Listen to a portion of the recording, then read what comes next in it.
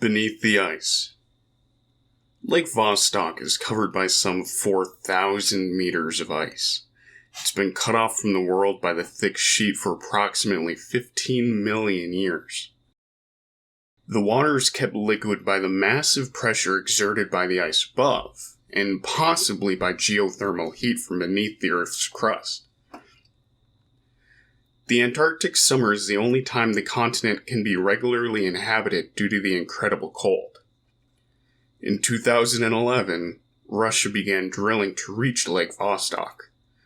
It's thought that the water can offer a unique view on life that has evolved separated from the rest of the world for 15 million years.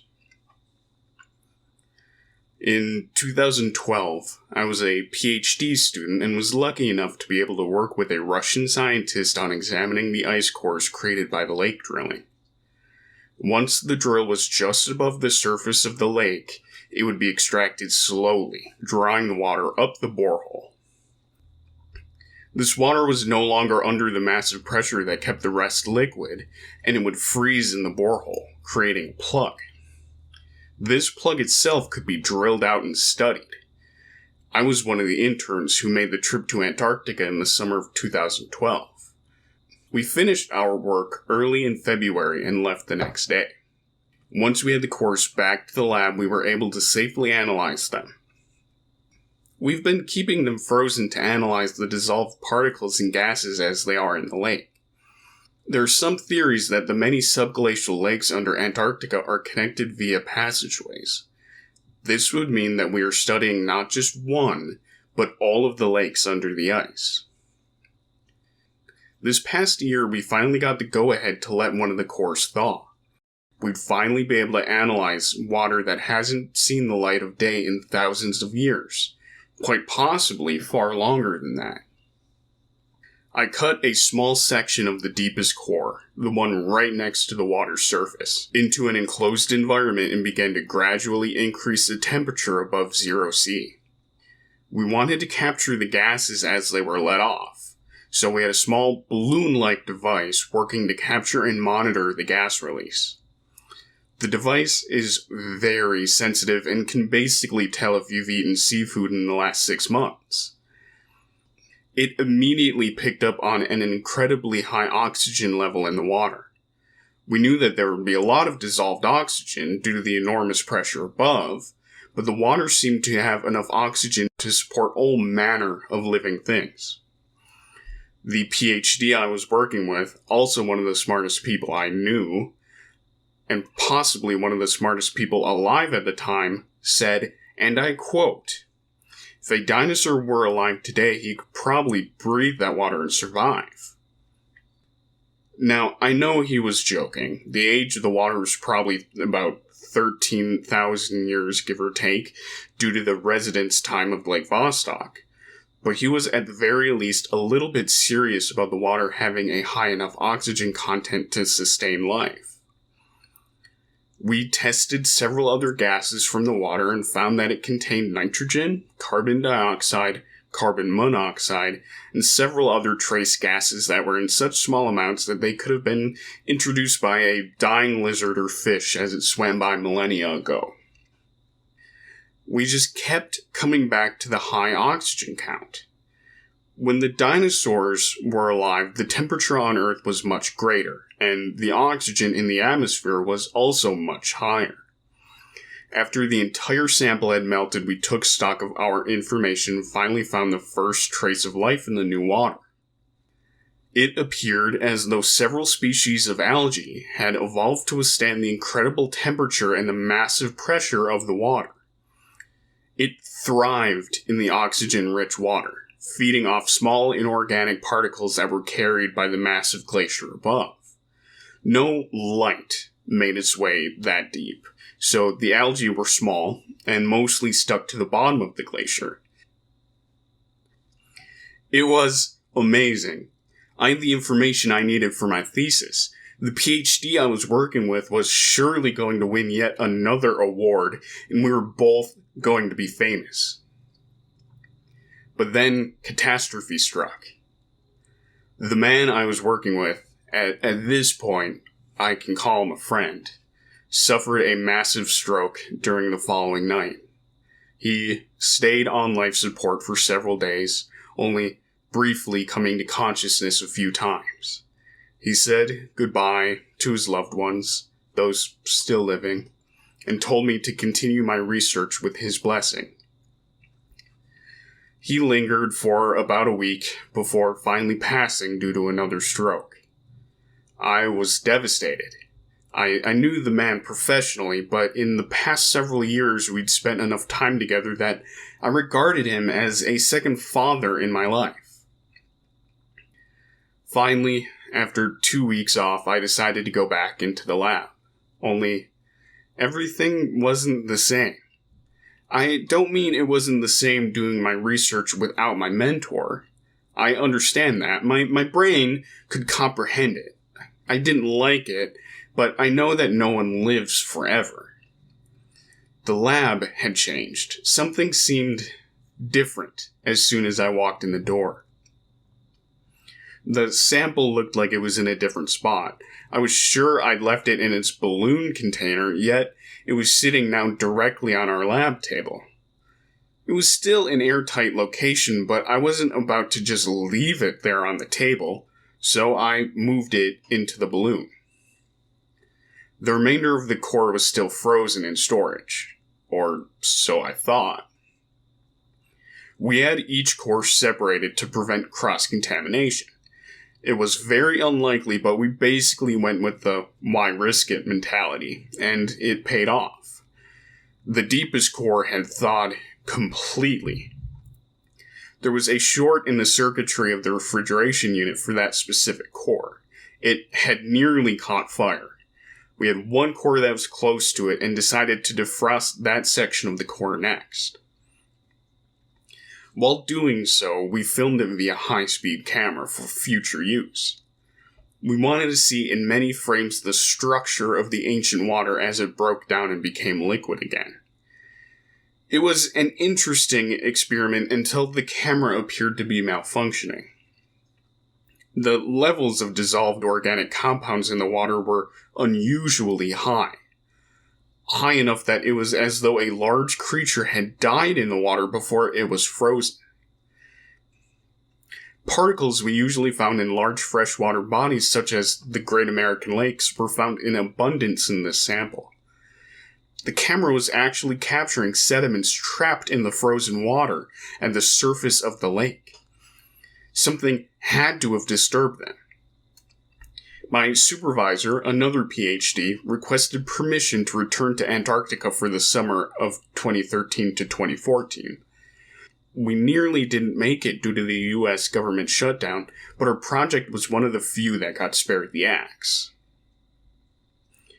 I arrived in January and began setting up shop at our scientific outpost. We had been partnering with the Vostok station, but due to the shutdown and several poor coordination policies, our spot in Vostok had been booked, so to speak. Our solution was to use a more dated facility that had since been abandoned. Basically, everything inside was frozen solid when our team arrived, but we were able to thaw what we needed and replace the rest. And within our first week, we had a fully functioning station. The borehole we were using was situated directly below the station. It made for easy access during the coldest months of the year and was designed to be operated year-round. The hole had been drilled prior to my arrival and was simply waiting to be cored when I landed. The core process is incredibly intricate. The drill pulls the cores up from beneath the ice and a sharp blade cuts them to a specified length, and so that they fit inside our building. Once we've reached the bottom core, the drill uses itself to plug the hole and the water inside freezes again, creating more samples from the lake. I was to have 2 assistants and my supervisor, but due to my expertise on the matter, and the fact that I had worked so much on the initial project, I was to be handling most of the work. This was great for me. I enjoyed it, and really felt like I was going to have an incredible thesis and a fantastic starting point for my post-grad career. Things were going smoothly until the drill became lodged in the borehole. The assistants were both undergrads at the university I went to. One of them wasn't properly operating the drill and managed to get it launched at a very slight angle in the hole. Over 4,000 meters, a slight angle can be catastrophic, but the bit didn't shear, it was just stuck. This required a specialist to dislodge. I had a few small core samples and a solid scientific lab on site, so I continued my analysis. The technician arrived and informed us that the end of the bit was likely going to fall into the lake when he removed the rod, indicating we'd need a new drill. We'd still be able to core out the plug that would form, but we'd need to get a new bit for future boreholes. My supervisor decided that he would be taking both of my assistants with him once we had enough cores for me to work with. I've been alone before in a research base in Antarctica, so I wasn't really bothered by this prospect. We cored out the plug and I had several thousand meters of newly frozen lake water to work with. They left the following day, leaving me alone, presumably for a period of 3 weeks.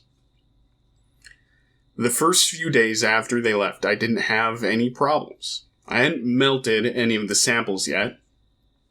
As soon as I went to melt the first one, a sample of about 5 kilograms, I began to run into problems. While it was melting, I had our camera on it for posterity. I looked away and the fragment moved, completely out of frame. Just like that, maybe 2 or 3 seconds. I quickly ran into the lab to check the gear and the sample. The ambient temperature in the room was only slightly above freezing, but there was already a small puddle of water around the core in the tray. I replaced it and went back to my observation room, where I'd be able to watch in relative warmth. Back in the observation room, I noticed that the door leading to the sleeping quarters and the kitchen was slightly ajar. That was a big no-no. We didn't like to leave compartment doors open in case of a bad storm, like the one we were having. If the outer compartment was breached, the inner compartments needed to remain warm enough to support life, well, us. Sure, we had emergency survival suits and backup plans with backups, but I was sure I'd close that door. Nothing else seemed to happen that day, and I went to bed without incident.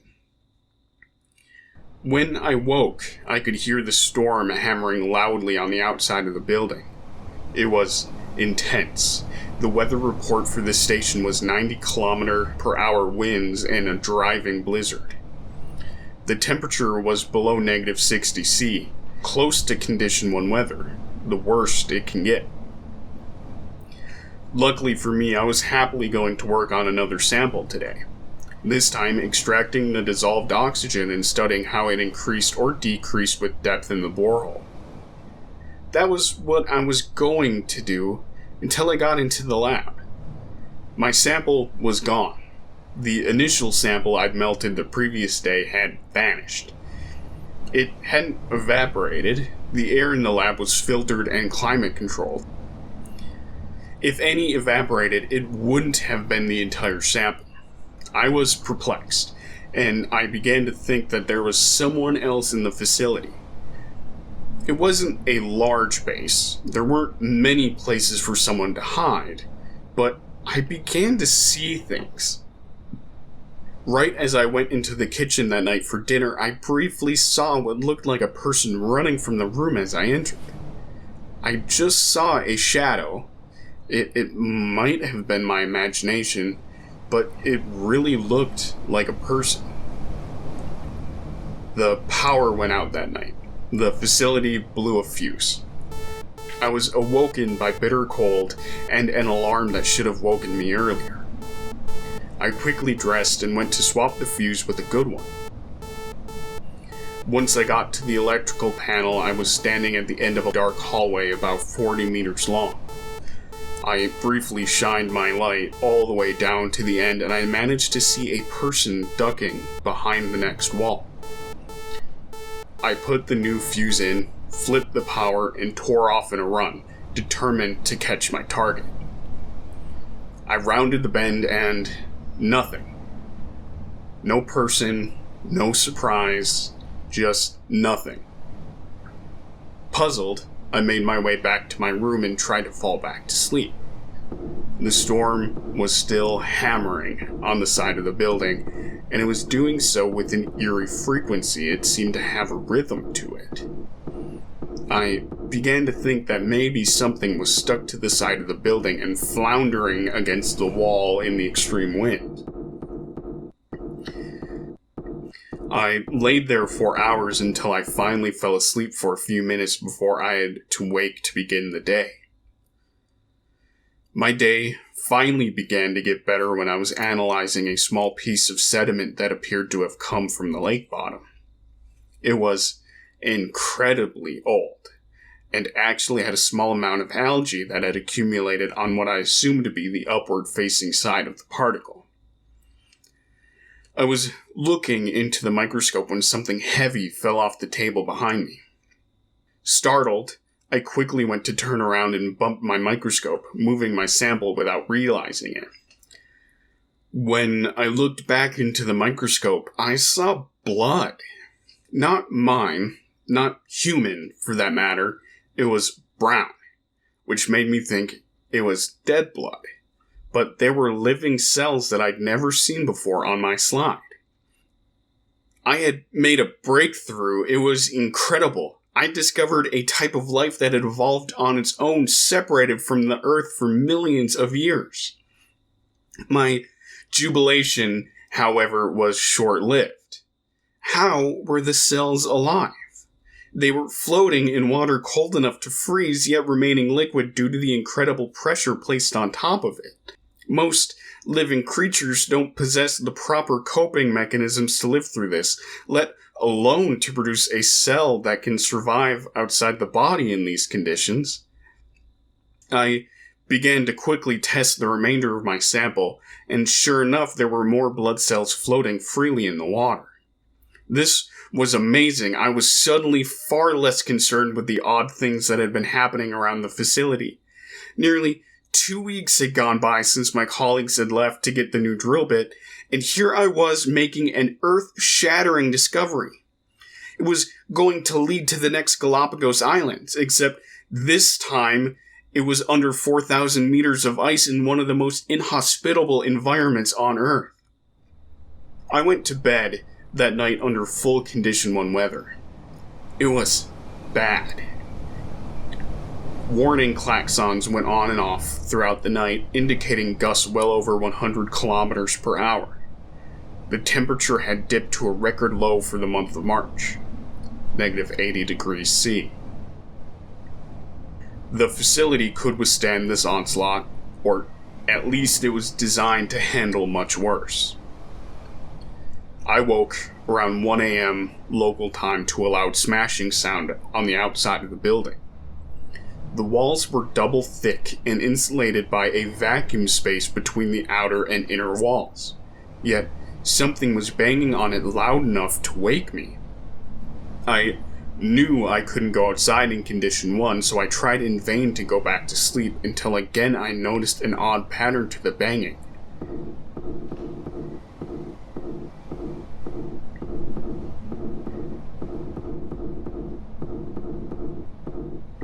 After it repeated a few times, I thought it might be Morse code, and had the horrifying thought that there might be someone trapped outside our station. Maybe my colleagues had returned and I was basically ignoring their pleas for help. I ran to the monitoring station where we had a CCTV camera attached to the outside that we could use to monitor the main entry door. I quickly flicked it on and found to my dismay that it was fully iced over. I could see only a small corner of the door and ice. I was about to give up when I briefly saw a shadow on the door. Someone was there. I ran to get fully dressed. I was going to have to break the rules and open the door and airlock to Condition 1 weather. No one is allowed outside in this weather. But if someone was already out there, something bad had happened. Maybe there'd been an accident on the return trip and they'd been unable to alert me. I ran back to the door as best as my thick clothes would allow and flicked on the light to the airlock and the outside. I opened the first door and found the airlock filled with frozen moisture that had accumulated on the walls and floor. The door was nearly frozen shut. I clipped the safety rope to my waist and then to the railing on the wall and forced the door open. If I hadn't clipped in, I probably wouldn't be here today. The door was ripped from my hands in a massive wind gust and fell straight into the abyss. After struggling to stand for a few seconds, I saw that no one was there. The entryway was slightly out of the elements, but for the most part, it was in the thick of the storm. I tried screaming to see if anyone was nearby, and I couldn't even hear myself. I glanced towards where my sleeping quarters were, now fully illuminated by the outside lights, and saw 2 sizable dents in the wall. I couldn't see any further than that. It was only a few meters anyways, and I decided that I had lost it. I reached for the door to shut it and head back inside when I thought I saw something in the snow. Eyes can play tricks on you when you are staring into snow so thick that the visibility is limited to a distance of a few meters, in winds so severe you can barely stand upright while holding on to a safety rope. But I could see a figure standing in the snow. That shouldn't be possible. No one should be able to stand upright in this without support. And yet, I could see all the way through the madness and clearly tell the outline of a person as I turned to go back inside. I quickly stopped and tried to yell at them, but as I did so, I moved suddenly and had to readjust my glance. They were gone. Had I imagined it again? I had to get inside. I grabbed the heavy door and tried to drag it shut, but my feet weren't catching on the slippery terrain. I ended up having to tie the safety rope around one of the railings on the door and use the wall railings for leverage to pull it shut from inside the airlock. As soon as I did, I was surrounded by an odd sense of silence. The storm was still raging outside, but suddenly my overloaded ears were ringing in the relative silence of the airlock. I made my way back to my quarters and noticed that the banging had picked up again. Something had to have come loose from the facility. It had to be stuck to the walls. That was the only rational explanation. I forced myself to sleep. It wasn't easy, but finally it happened. When I woke, I was greeted by a call saying that my colleagues had again been delayed due to horrible weather. They were going to have to emergently evacuate me if things did not improve. The bit was ready to be delivered, but they couldn't access the station. The goal was to get the station drill capable again before full winter kicked in. Meanwhile, I continued my research and made one of the most amazing discoveries of the millennium. There was tissue in the frozen sample. Tissue. Our drill had hit a living creature in the water under the ice. Whether the creature survived or not, I had no idea, but our drill had managed to hit it and cut a small sample of tissue. I immediately went to record my findings and report it to home base, but as I did, I noticed our communications were down. I tried to connect to the internet and was greeted with the spinning wheel of lag. Nothing. I was now cut off from the outside world. As soon as this happened, I heard an alarm that I hadn't heard before. The severe weather alarms were shrill and short. This one was louder and longer. I ran to my instrument panel to figure out what it was. Water was coming up the borehole into the station. That shouldn't have been possible. The ice should have frozen all the way up to the top long ago and created a plug. Like an artesian well, the water under pressure would have a certain head to it and come up high in the tube before finally equalizing and remaining stationary. We'd calculated that distance as being less than 3,900 meters from the surface of the lake. We should have had 100 meters of safety, but when I ran into the borehole room, I was greeted by several centimeters of water sloshing about. I had waterproof boots and quickly donned them. The borehole was open, the ice plug gone. I looked down it with a light, and as far as I could see, the ice was gone. We needed to seal the hole in a hurry. The hole was only about 15 centimeters in diameter, but the water seemed to be coming up from the depths. Apparently, our calculations were wrong. I began to run the drill controls. The bit itself was gone, but with nothing to impede it, I could insert the remainder into the borehole and use it as a plug. The only problem was the ambient temperature in the room. I suddenly noticed that it was warm. Unusually so. I had to flood the room with the outside air, and then the water would freeze in moments.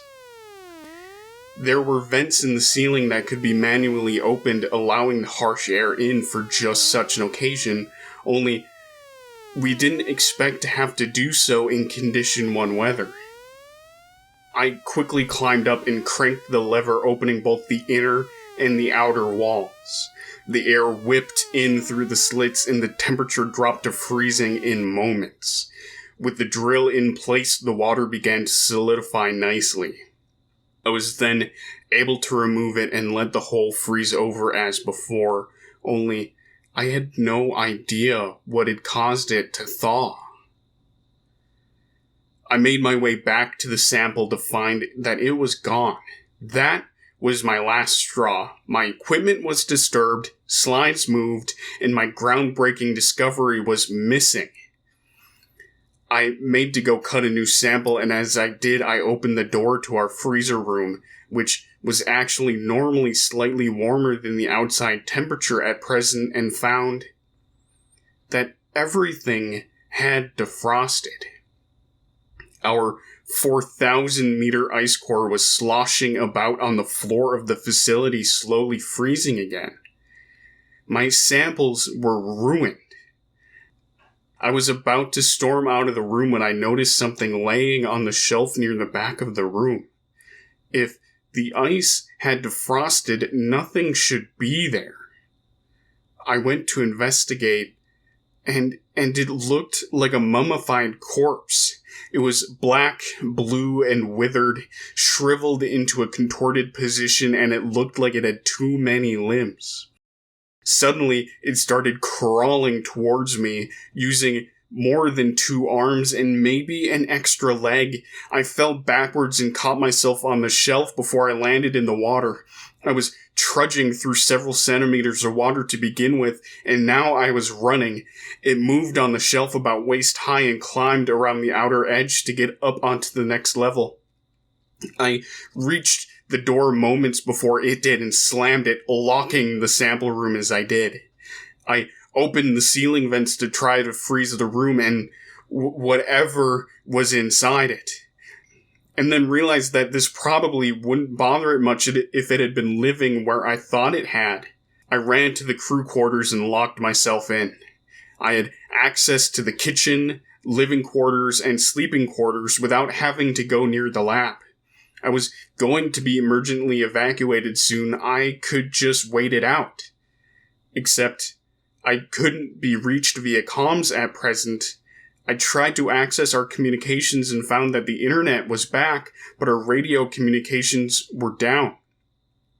I had several messages asking if I was okay. Apparently, they were receiving emergency distress beacons from within our lab. The water alarm had also caught their attention. I told them what had happened, and they didn't believe me. told me I was crazy, and maybe I was. I was alone in the Antarctic, and I had been there for nearly a month. They likened it to an astronaut on the ISS suffering from anxiety. I managed to calm myself down a little. The CCTVs showed nothing moving anywhere else on the station. I grabbed a flare gun and a pry bar. I had no other weapons, and slowly made my way back to the lab. Everything seemed normal. I received a report that they were sending an emergency transport to pick me up the following morning. The weather was going to break for the last time before full winter, and they were going to deliver parts for the drill, get me, and go. Still, I had to pack up some equipment and whatever samples I could save. I avoided the sample room at all costs. The lab still had a few samples under lock and key, and I quickly placed those in our freezer coolers for transport and grabbed a few pieces of equipment that we needed back at home base. I needed to visit the sample room eventually. I needed to inspect for damages and deactivate the internal thermostat. It was still on to keep the temperature regulated, and I needed to do that from inside. The room had been freezing for several hours, and when I cracked the door open, the water was several centimeters high, frozen on the door. I carefully trekked across to the far side of the room and turned the thermostat to nil, letting the outside air control the temperature for the winter. I carefully watched the waist-high shelves where our ice cores had once lain and made my way back to the door as quickly as I could. When I was nearly there, I caught movement and looked up. There it was on the top shelf, frozen nearly solid, reaching for me in the door as best it could, but the ice was finally freezing it to where it couldn't move. I swung wildly at it with the pry bar, and it managed to grab it out of my hand. I slipped and caught myself on the handle. The thing tried to slink down the shelves as it had earlier, but its previous grace was gone, and it was cracking ice off its arms as it moved. I slammed the door and locked it again. I didn't have a camera on the inside, but I could hear its stiff movements, the ice breaking from its limbs as it moved. It was like ice fishing. The water had finally frozen the fish.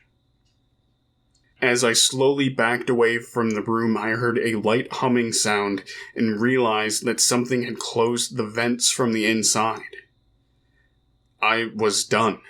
I returned to my quarters and locked the doors yet again. That night, before the storm abated, it struck again hard. I could hear the same weather alarms and finally the banging on the walls again. It seemed different that night, though. Almost defeated.